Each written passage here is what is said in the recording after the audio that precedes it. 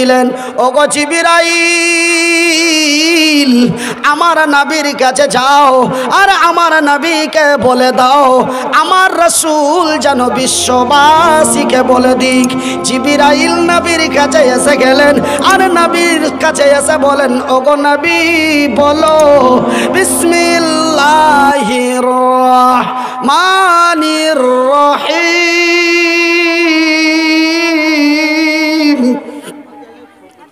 ওয়ালা তাহিনু ওয়ালা তাহজানু ওয়া আনতুমুল আলাউনা ইন কুনতুম মুমিনিন। রে মক্কার সংখ্যালঘু ইমানদার মুসলমানেরা, রে মদিনা তায়েফের সংখ্যালঘু ইমানদার মুসলমানেরা, রে বিশ্ব জগতের সংখ্যালঘু ইমানদার মুসলমানেরা, রে ভারতের সংখ্যালঘু ইমানদার মুসলমানেরা, ওয়ালা তাহিনু ওয়ালা তাহজানু, তোমরা চিন্তায় চিন্তিত হয়ো না, তোমরা হতাশ হয়ে যেও না, তোমরা গমগীন হয়ো না, তোমরা ভয়ে ভীতু হয়ো না, তোমরা তোমাদের ঈমানটা মজবুত করো, তোমরা আমার উপরে তাওয়াক্কাল বিশ্বাস ভরসা করো। আমি আল্লাহ, আমি আল্লাহ, আমার ওয়াদা, আমি আল্লাহ, আমার ওয়াদা, আমার জমিনে আমি ঈমানদারের বিজয় করব। নারায়ে তাকবীর। কার বিজয় করব? আওয়াজ দিয়ে বলি কার? ঈমানদারের, বেঈমানের না, মুনাফিকের না, বেনামাজির না, মদখোরের না। বিজয় করব কার? কার? ঈমানদারের। তোমরা যদি বিজয়ময় হতে চাও, তোমরা যদি কল্যাণময় পেতে চাও, তোমরা যদি আমার জমিনে শান্তিময় বিরাজ করতে চাও, তোমরা যদি আমার জমিনে কালেমার পতাকা উঁচু করে বিশ্বের মাটিতে শান্তিময় আনতে চাও, মৃত্যুর পরে যদি আমার জান্নাতে যেতে চাও, তবে আমার পবিত্র কোরআনটি খুলে দেখো। রে বিশ্ব জগতের নর নারীরা, রে তারাপুরের মা এবং বোনেরা, আমি আল্লাহ তোমাদের কতই ভালোবাসি রে। আমার কুলের কথা তোদের খুলে বলে দিয়েছি। বিসমিল্লাহির রহমানির রহিম। ইয়া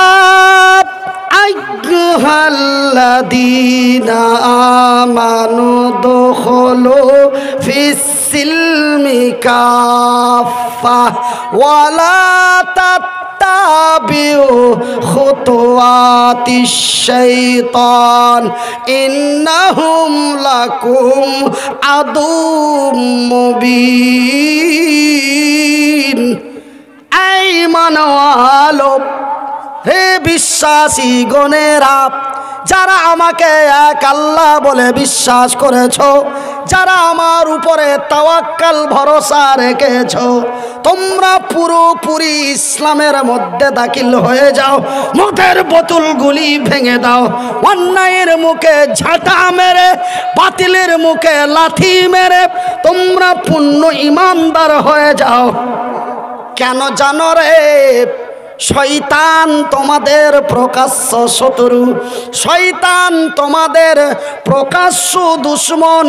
এই শয়তান সুযোগ পেলেই তোমাদের মহা ক্ষতি করে দিবে, দিতে পারে, এটা না দিবে। সেহেতু আমি আল্লাহ বলি রে, রে তারাপুরের ভাই বন্ধু মা বোনেরা, রে বিশ্ব জগতের নর নারীরা, তোমরা শয়তান থেকে দূরে সরে যাও। আমি আল্লাহ, আমার ওয়াদা, আমি তোমাদেরই কল্যাণ করব। টেনশন করো না, টেনশন করে কোনো লাভ হবে না।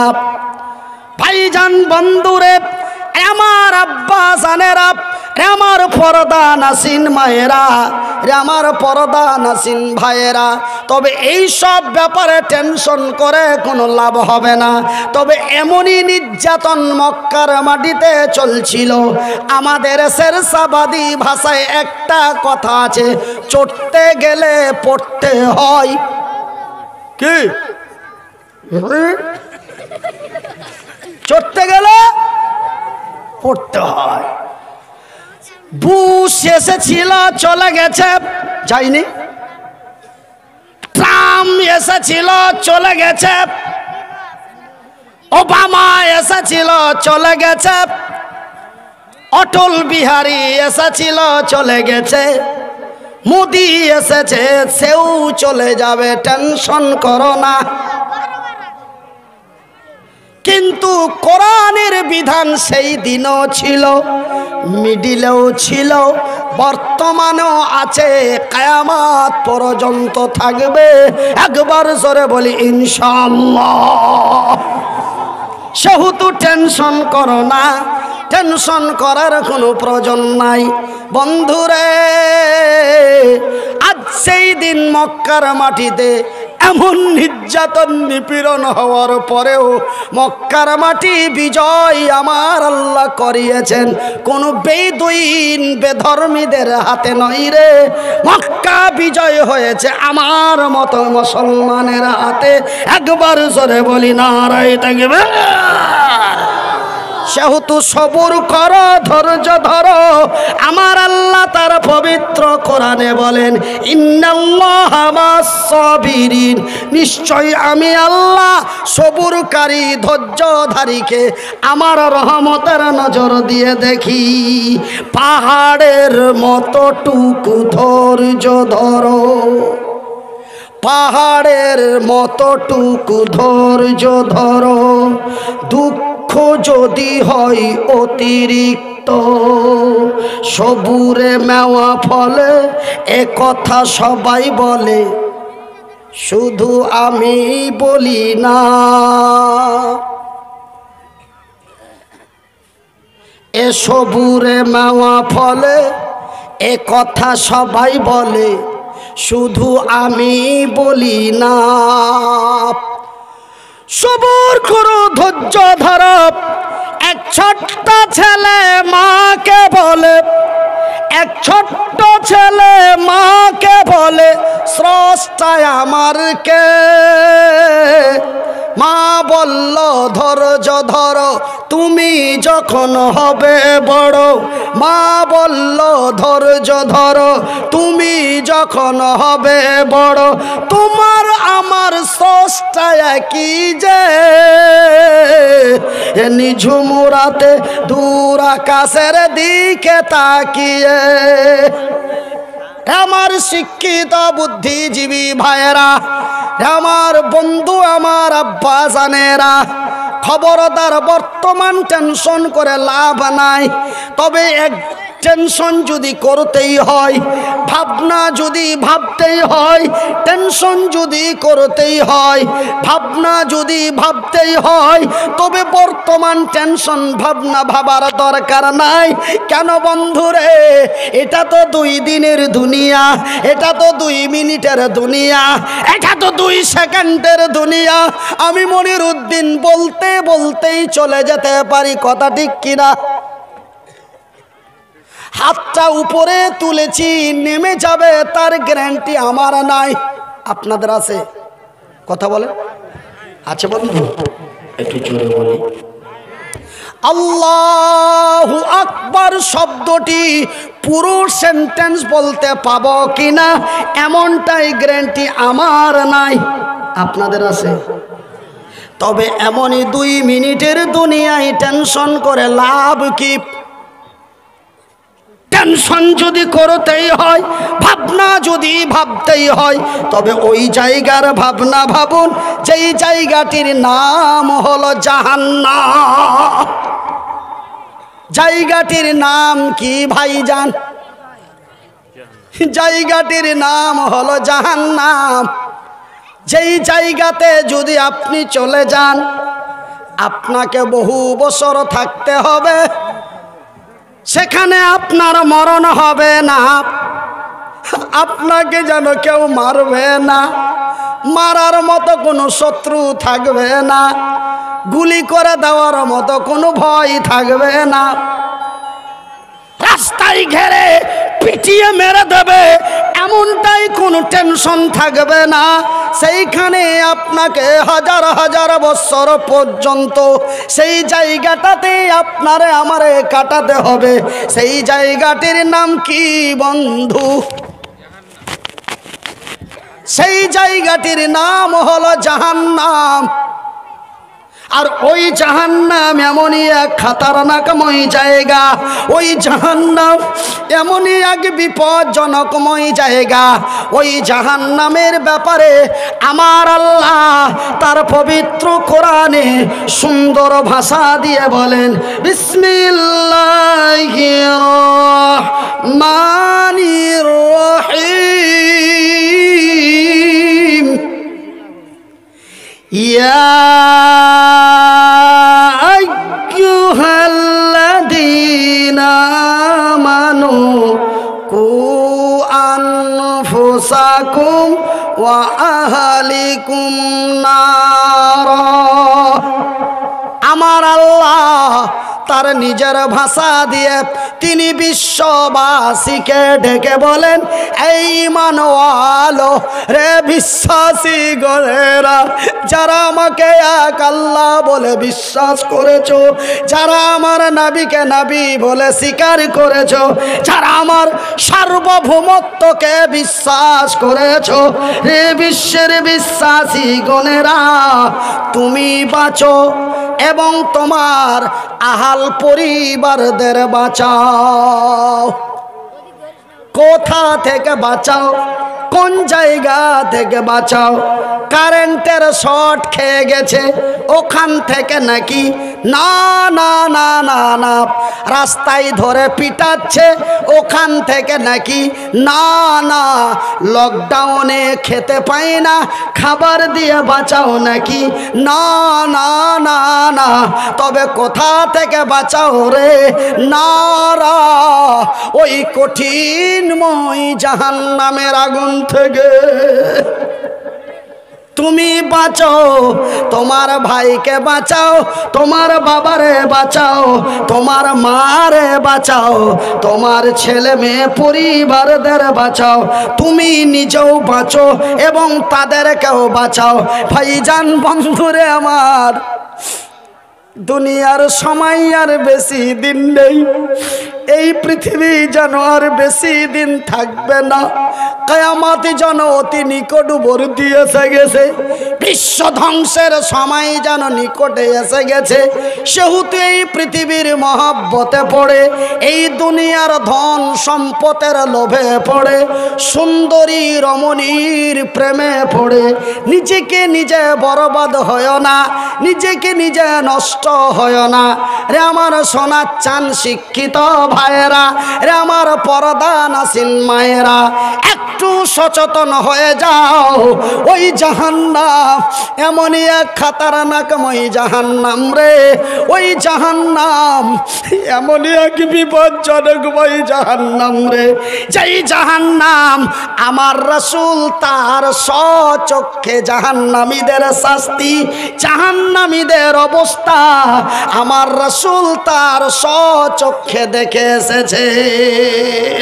আমি মনিরউদ্দিন মৌলবীদের মুখে শুনেছি, আমি মনিরউদ্দিন আল্লাহর কোরআন রাসূলের হাদিসে পড়েছি, কিন্তু আমার নবী, দয়ার নবী, বিশ্বের নবী, তিনি জাহান্নাম দর্শন করে এসেছেন, আমার আল্লাহ দর্শন করিয়েছেন। শুধু আমার রাসূল জাহান্নাম দর্শন করেন নাই, আমার রাসূলকে জান্নাতও দর্শন করা হয়েছে।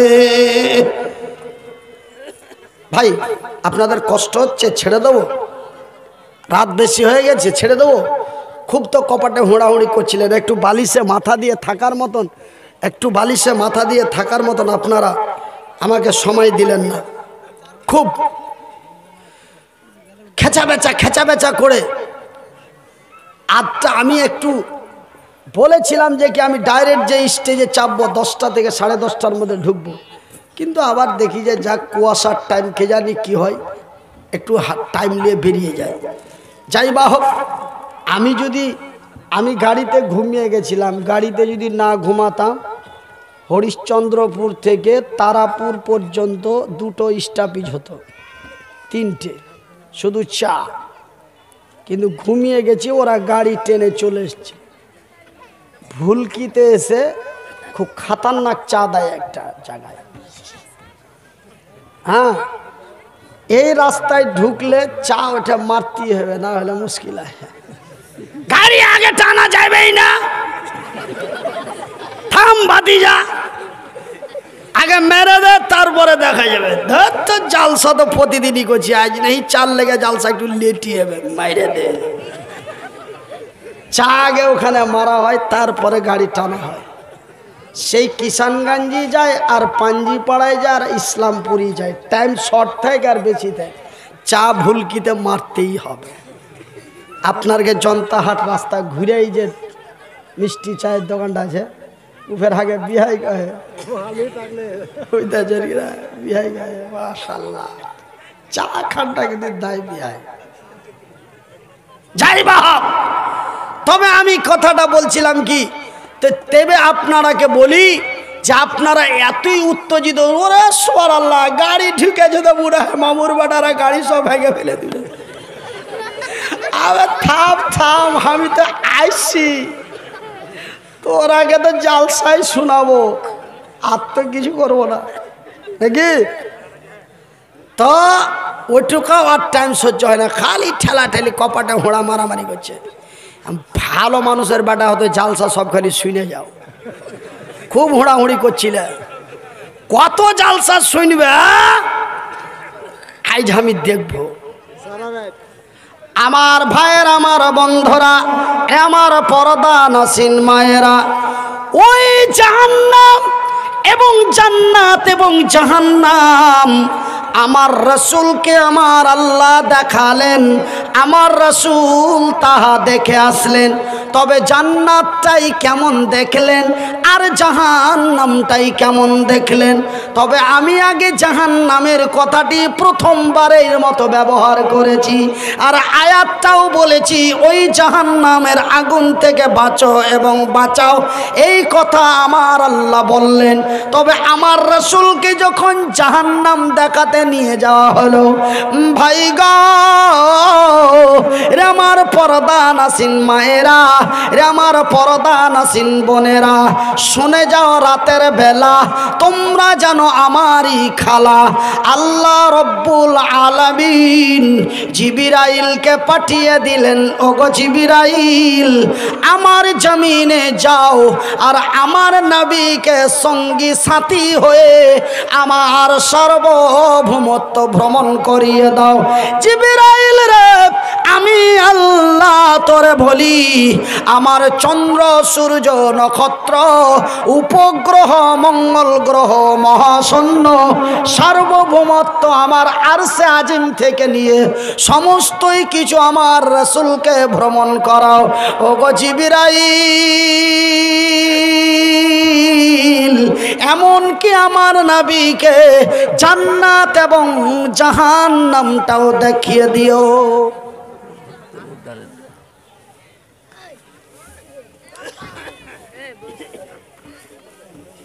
আমি তো ভাই টেনশনে পড়ে গেলাম।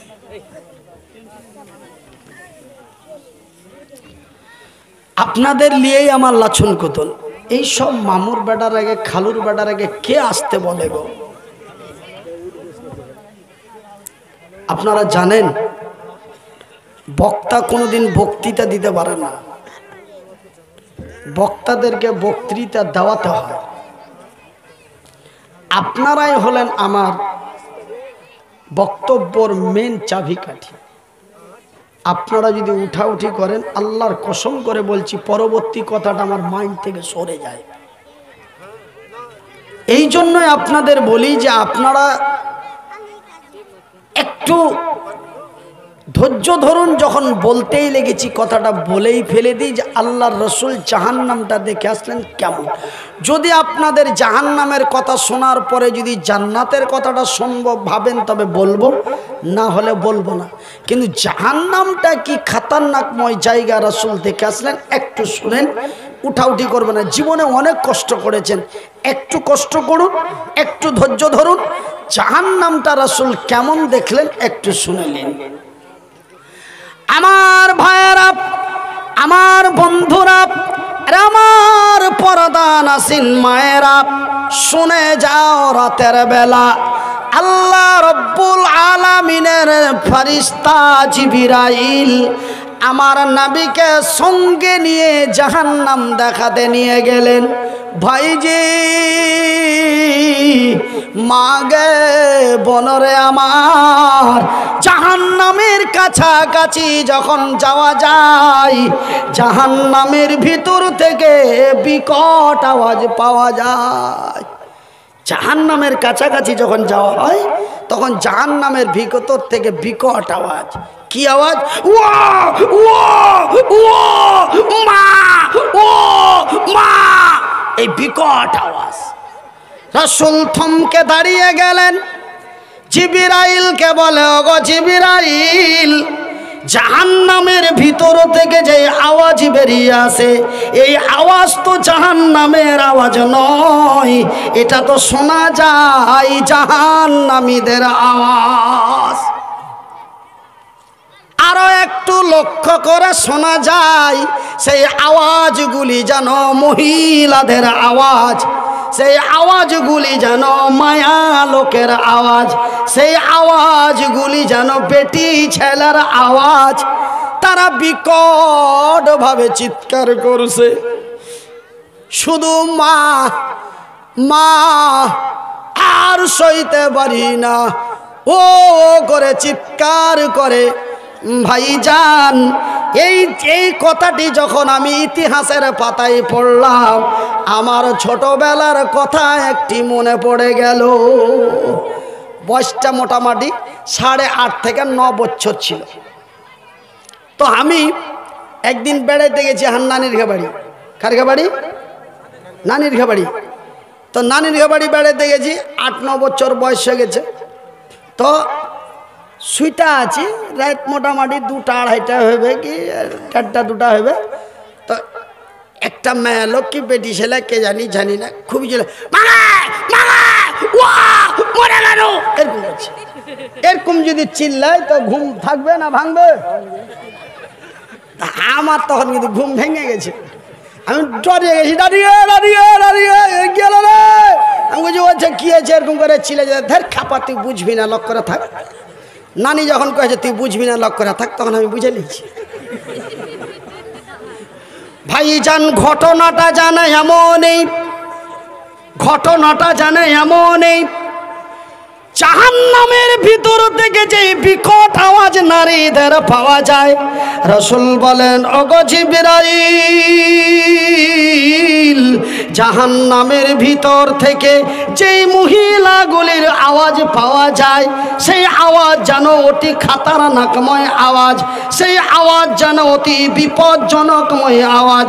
জিবরাইল রে, এমনই কি শাস্তি তাদের দেওয়া হয়, এমনই কি আযাব তাদের দেওয়া হয়, এমনই কি তাদের কষ্ট দেওয়া হয়, এই মতো বিকট আওয়াজ তারা করে।